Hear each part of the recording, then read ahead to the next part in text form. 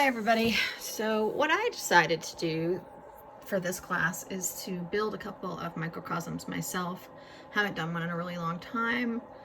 I did two, one from the pond in my backyard, which is a heavily impacted area because it's in the lawn, so it gets all kinds of runoff from lawn chemicals and whatever else gets used in the yards and that sort of thing.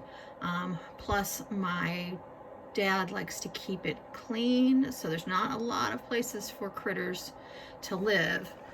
You can see, however, that it is got some beautiful moss in it, and there is the tiniest bit of life besides this moss. I don't know if I can get it so that you can see it. If I move it around, if I really agitate, and it's cold right now because it's only 61 degrees in here where I have it. But there are, oh, you can see a little bit. There's some little guys floating around in there, just a few. Now the other one I decided to contrast it to is the Looking Glass River, which is just down the street from my house. And that, as you can see, not nearly as pretty.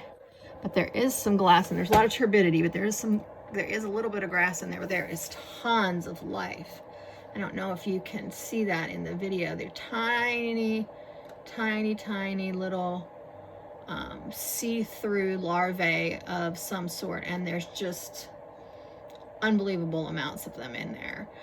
Dozens and dozens and dozens, as well as some little worms in there too. So the difference is pretty dramatic in terms of the amount of life between them.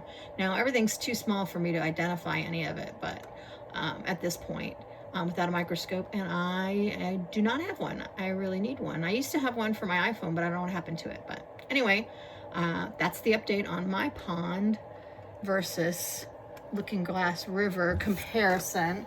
I've been keeping them in my bedroom window, and along with a little measurer for humidity and temperature in the room itself. This is also where I grow my microgreens, which are doing quite nicely and I'm pretty excited about. So anyway, that's what's happening. Whoops, that's what's happening with mine, and I can't wait to see all your posts this week to find out what's happening with yours.